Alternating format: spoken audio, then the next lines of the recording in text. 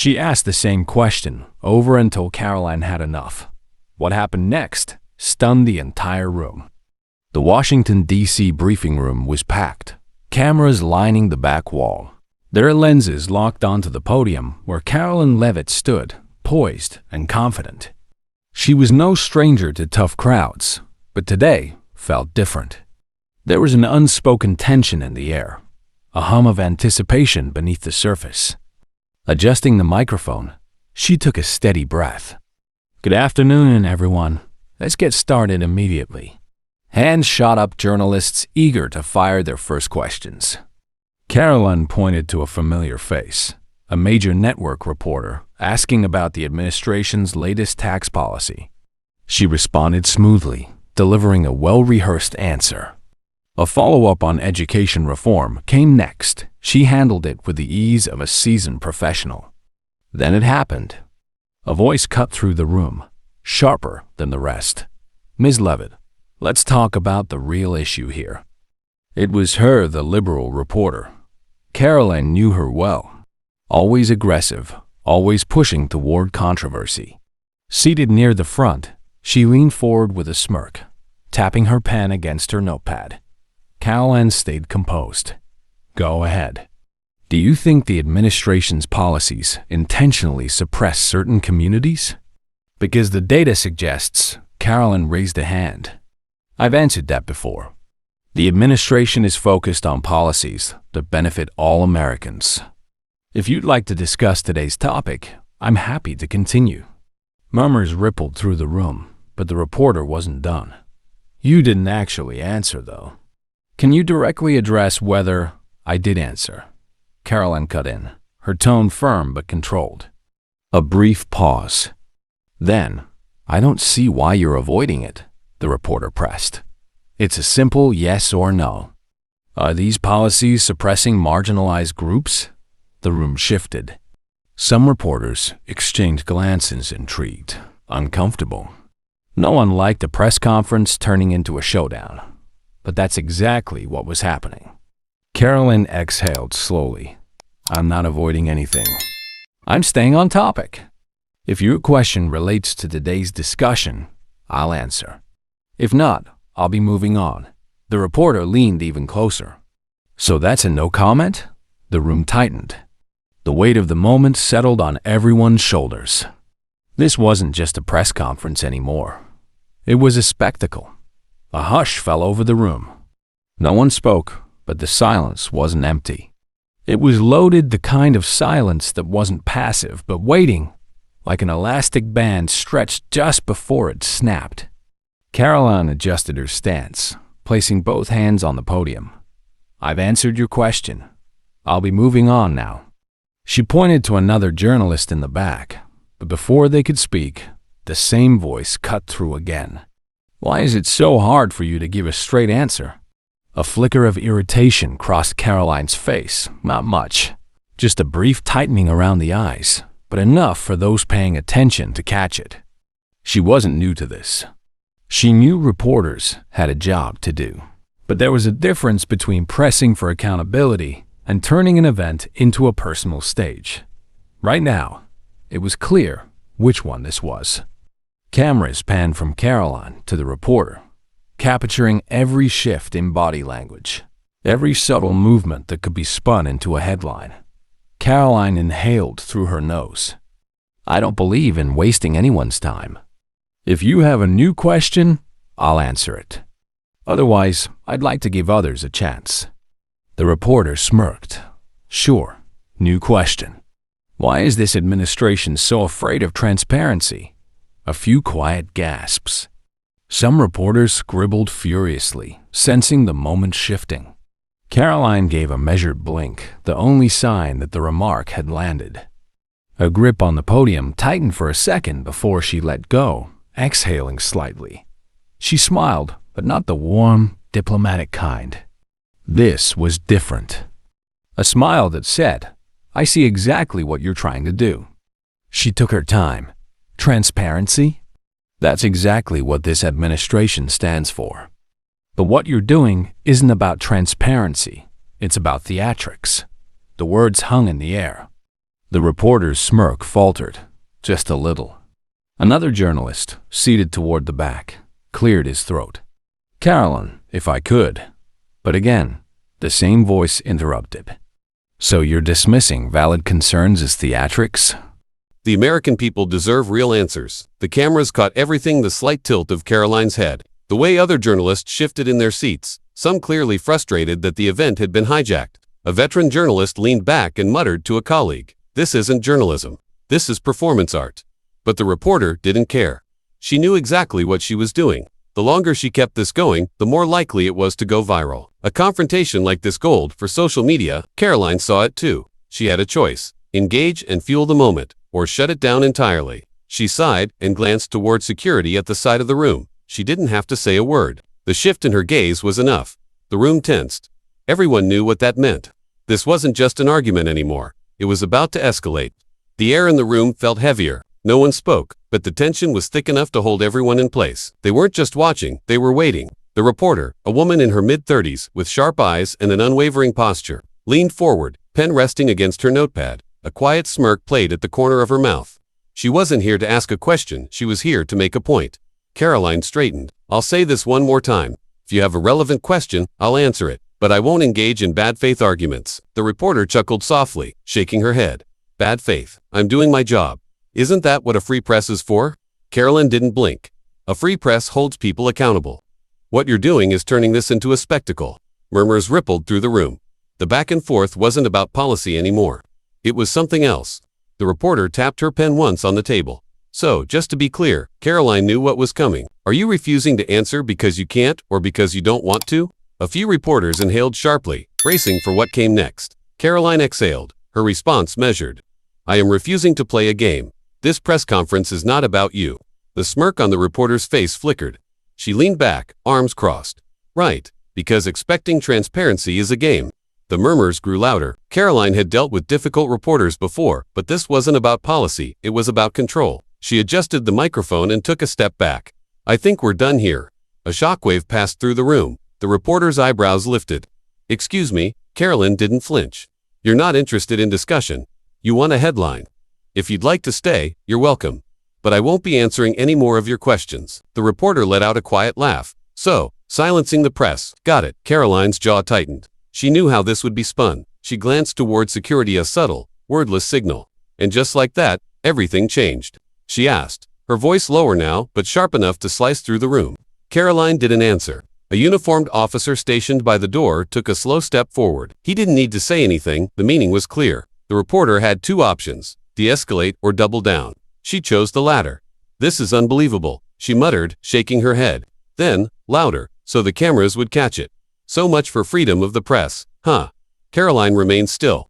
Freedom of the press doesn't mean hijacking a press conference. The reporter let out a dry laugh, glancing around as if expecting support. Some journalists shifted uncomfortably. A few scribbled notes, but no one spoke. The security officer took another step. The reporter hesitated. She could stand her ground and force them to remove her, that would go viral. Or she could walk out on her own terms. Karoline watched the decision unfold behind her eyes. Slowly, the woman reached for her notepad, stood, and adjusted her bag strap. "This is a disgrace," she muttered, just loud enough for the mics. Then, one final jab before turning toward the exit. "You can kick me out, but you can't silence the truth." Karoline didn't respond. The door closed behind the reporter. It should have been over, but the silence that followed was thick. Then, from the back of the room, "Karoline, do you think this was the right decision?" She met the journalist's gaze. "I think it was necessary." Another voice. "You don't think this will backfire?" She already knew it would. By the time she left the room, the internet would be flooded with clips. But did it matter? She straightened.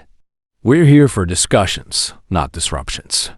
If anyone has real questions, I'm happy to answer them." A beat of hesitation, then finally, a hand went up.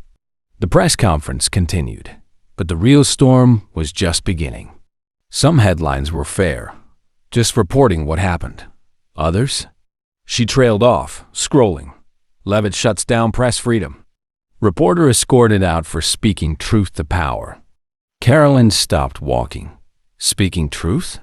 She repeated, half a laugh, half a scoff. She wasn't speaking truth. She was performing. The aide nodded. Doesn't matter. That's not how it's being framed. Karoline had seen this coming the second she locked eyes with security. The way these moments played out was predictable. Clip the tension. Cut the context, slap on a headline, and let outrage take over. Still, she wasn't about to panic. Narratives could shift. What about our base? She asked, pushing open her office door. The aide followed. They're backing you. Conservative commentators are calling it a win, saying you handled it professionally. She nodded. And the White House? They're distancing themselves, but not condemning you yet. That last part hung in the air. Karoline leaned against her desk, arms crossed. And her? The aide didn't need to ask who she meant. She scrolled again. She's leaning into it. Just did a live interview, calling it a chilling moment for press freedom. She's getting booked on every major network. Karoline exhaled sharply. She wanted this, she muttered. And we just gave it to her. Outside, reporters gathered, waiting for her next move. The fight wasn't over. If anything, it was just beginning. A second aide stepped in, holding up his phone. She just posted her full statement. Karoline took a deep breath. Let's hear it. He read, Today, I was removed from a press conference for doing my job asking tough questions. This administration claims to value transparency, but when faced with real scrutiny, they silence the press. This should alarm every American. Karoline let out a short laugh. Let me guess, no mention of how she disrupted the entire event. The aide shook his head. Nope, just playing the victim. Of course. It was predictable. The selective editing, the dramatic claims of suppression. Karoline had seen this game played before. Now, she had a choice. Her first instinct was to go on offense, hold a press briefing, lay out exactly what happened, remind everyone that removing a disruptive journalist wasn't silencing the press. But she knew how that would play out. The moment she engaged, the cycle would keep spinning. She turned to the window. Outside, a news van pulled up, another reporter stepping out. The coverage wasn't slowing down. She tapped her fingers against the desk. What's our strongest play? The first aide hesitated. We could release the full, unedited footage before her version gains traction. Let people see how many times you warned her before security stepped in. The second aide nodded. That way, it's just transparency, not a defensive move. Karoline considered it. Facts alone didn't win battles, perception did. But this was smart. A long breath in, a slow exhale. Then she nodded. Release the full footage. The aides moved quickly, drafting a statement. Within the hour, the unedited video went live. No flashy edits, no commentary. Just a simple title. Watch for yourself. The full exchange between Karoline Leavitt and reporter at today's press conference. She sat back, watching the numbers climb thousands of views in minutes. Comments flooded in, some furious, some supportive. Her phone buzzed, a message from a media ally. Smart move. This takes the wind out of their sails. Maybe, but she knew it wasn't that simple. The spin was already in motion. She clicked on an interview. There was the reporter, seated in a dimly lit studio, brow furrowed in righteous indignation. I was simply doing my job, she told the anchor. I asked tough but necessary questions, and instead of addressing them, I was removed. That should worry everyone. The anchor nodded solemnly. Did you feel threatened? Karoline rolled her eyes. The reporter sighed theatrically. Not physically, no.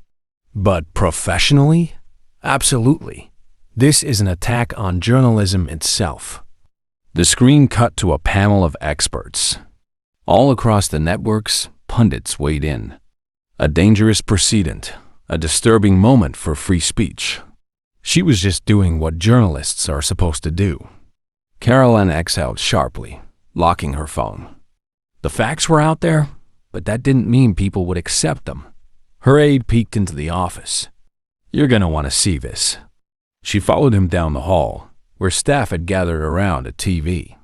A conservative host was airing the full clip, the one she had released, pausing at key moments. "She interrupts over and over," he said, shaking his head. This wasn't journalism.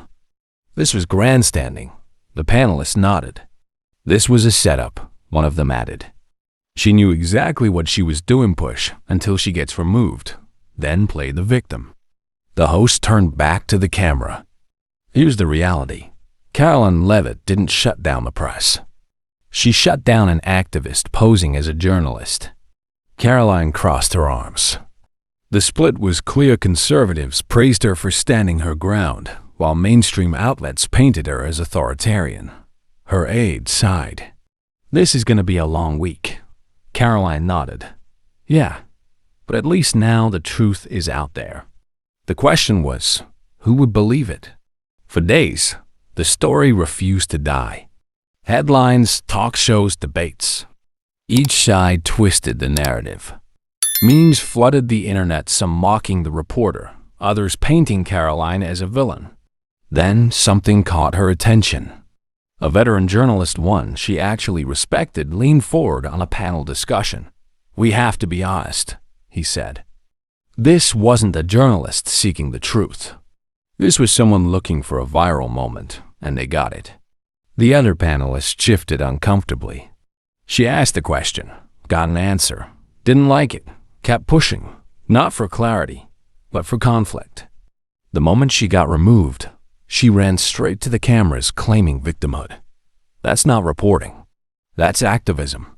The host frowned. "So you're saying Karoline was justified?" The journalist shrugged.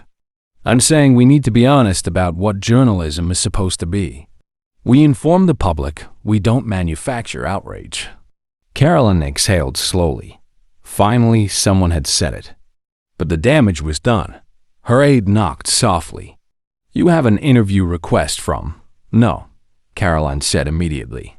The aide blinked. "You don't even know who it's from?" "I don't care," Karoline said, standing up. "I'm not playing into this any further. The facts are out. Let them do what they want with them." The aide hesitated, then nodded. Understood. Karoline grabbed her phone, scrolling through the endless notifications. The storm would pass. It always did.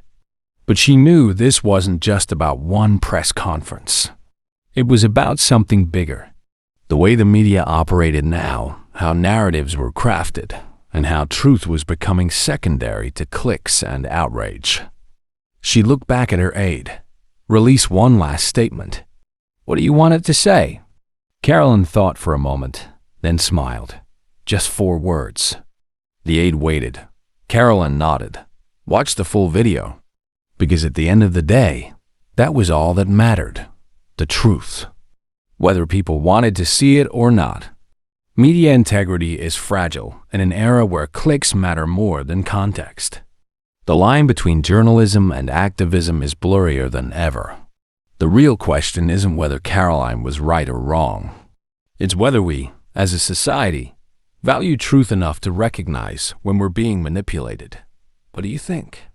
Let's hear it in the comments below. And if you want more content like this, hit that subscribe button.